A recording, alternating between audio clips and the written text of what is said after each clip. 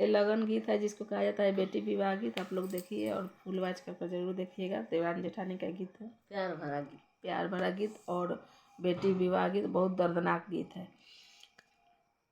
जब बेटी विदाई होती है उसके बाद ननद क्या कहती है जाने के बाद, ये आप लास्ट तक देखिएगा तब समझिएगा। मोरा पिछुआरिया लवंगिया के हो गछिया, लवंगिया के हो गछिया, मोरा पिछुआरिया लवंगिया के हो गछिया, लवंगिया के हो लवंगा चुनिया हो चुनी चुना रिहो रंगवा लो या हो चुना रिहो रंगवा लो, सेहू चुनरी भैले हो बेटी बड़ा चाटा हो करावा, या हो चुनरी चाटा चुनरी पहिरी हो बेटी गई ली हो गावनावा, या हो गई ली हो गावनावा, अरे नाना दो छेकेली हो बेटी बीच ली हो दुआरावा, या तेजी में लीची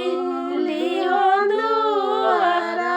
अरे हमारा के देत हो बाबिया पनी हो चुनरिया, या हो या पनी हो चुनरिया, तबाही में छोड़बा हो बेटी बीचा लियो दुआरिया,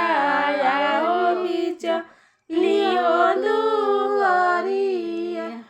अरे गलवा के हरवा हो ननद देबो दुआर छे कइया, हो देबो दुआरी छे कइया, ननद हे हाथ वाके हो चूड़िया, रे हाथ वाके हो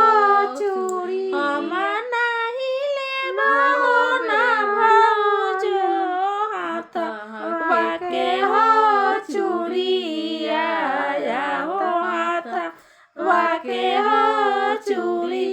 तहरो चुनरिया भाऊजो मोरा मना हो भवाले, आहे मोरा मना हो भवाले, लाहू लाहू या होए नाना दो हमरो चुनरी चाटा करावा, आहे हमरो चुनरी चाटा करा वनी जाहू या होए नाना दो हम रोह सा